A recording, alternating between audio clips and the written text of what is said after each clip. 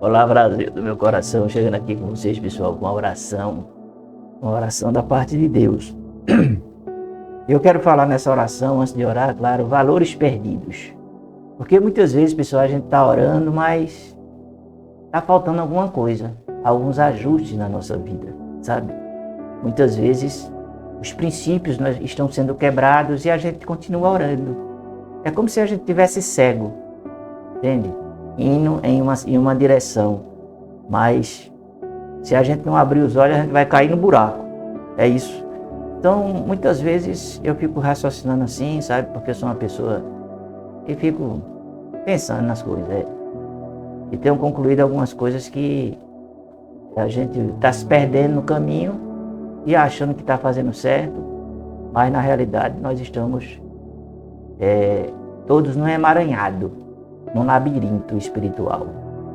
E muitas vezes, se a gente tiver a sorte, não vou dizer sorte, mas se a gente tiver a consciência de parar, raciocinar, meditar, racionalizar e ir pelos princípios da palavra de Deus e voltar ao primeiro amor, eu acredito que nós seremos bem-sucedidos em tudo que nós formos fazer.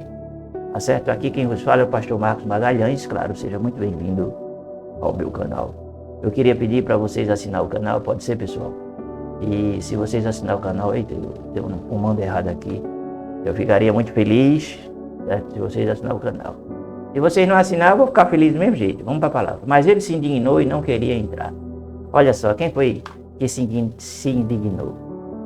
Um irmão, de carne e osso, né? Aí nós vemos a história do filho pródigo. Quando o seu irmão volta, ao invés dele se alegrar com a volta do seu irmão, ele se indignou. Ele teve raiva, ódio, rancor. Olha aqui a palavra. Ele nem queria entrar dentro de casa, pessoal. Não queria nem entrar. Não, se o irmão voltar, eu nem lá vou mais naquela igreja. Porque ele pecou demais, ele fez isso, ele fez aquilo, ele etc, etc. Se ele for lá, se ele for naquela igreja, eu não vou mais lá não. Eu saio da igreja. Você pensa que não tem situações assim? Tem situações assim, né? Cadê a alegria? Porque o irmão se voltou. Você tem visitado aquele irmão que já faz uns 2 meses que ele não vai na igreja? Será que ele precisa de uma oração, de uma visita? Será que ele precisa que a gente derrame amor sobre a vida dele? Será que ele não está passando por uma crise no casamento, uma situação financeira? Será que ele não está passando fome? São situações que muitas vezes a gente vai levando, vai caminhando e não olha para um lado, não olha para o outro. Existe um princípio no exército, eu fui do exército. Quando um soldado é ferido, o outro tem que dar a vida para resgatar aquele que está ferido. Bota ele em cima das costas, leva os pedaços, mas não pode ficar no território do inimigo aquele soldado. Eu assisti aquele filme, O Resgate do Soldado Ryan. Morreu um exército, quase o batalhão quase todo, inclusive o capitão, né, para resgatar um soldado. Então muitas vezes a gente fica orando, mas sabe que o irmão está parado, o outro está passando fome, o outro está necessitado. Aqui nem é a oração da vitória não, viu? Se você quiser só a vitória, pode ir para outro canal, tá certo? Vá para outro canal lá, tá bom? Eu estou falando aqui de coisas reais, porque muitas vezes a gente está orando, mas nós estamos fazendo a oração do hipócrita e do fariseu, sabe? Entendeu agora?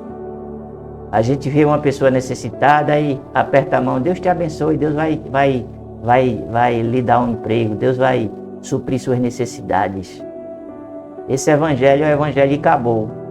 Você sabe que expressão é essa?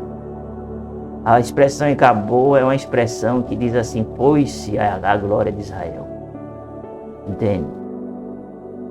Sabe? Então, muitas coisas estão se diluindo, se desfazendo, estão indo de... A vaca está indo para o brejo. E A gente diante do muro orando. Sabe? Eu quero dar um conselho para você. Pare de orar. Porque você está perdendo tempo. Sabe o que a gente tem que fazer? A gente tem que reparar as brechas, tampar as brechas, alinhar as coisas, trazer o irmão perdido. Eita, estou me emocionando. Sabe? Trazer o irmão perdido para o meio. Você conhece a parábola do bom pastor? O bom pastor chegou e colocou as ovelhas. Ele contou uma por uma, eram 100. Aí ele contou 99. Aí ele olhou assim: pastor é a igreja.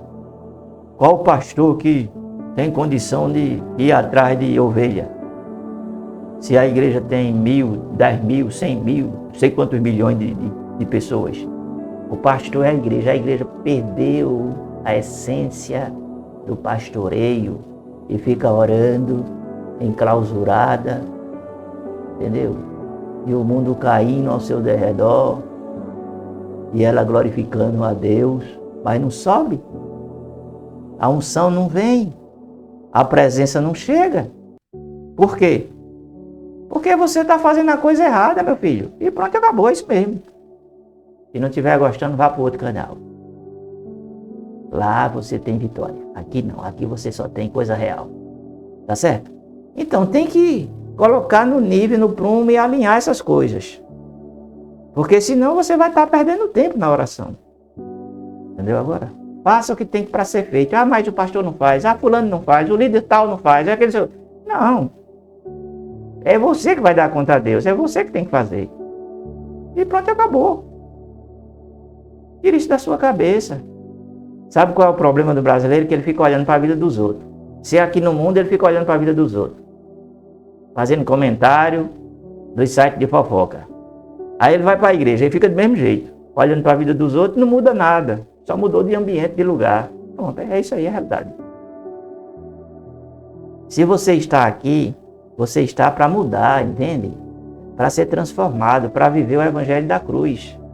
Deixa eu ver aqui se eu boto aqui o fundo da cruz aqui para a gente orar. Se você não quiser viver o evangelho da cruz, você está, infelizmente, perdendo tempo. Porque o evangelho é carregar a cruz e pronto, e acabou. Esse evangelho aí que estão pregando que não tem cruz para carregar, é perda de tempo, viu?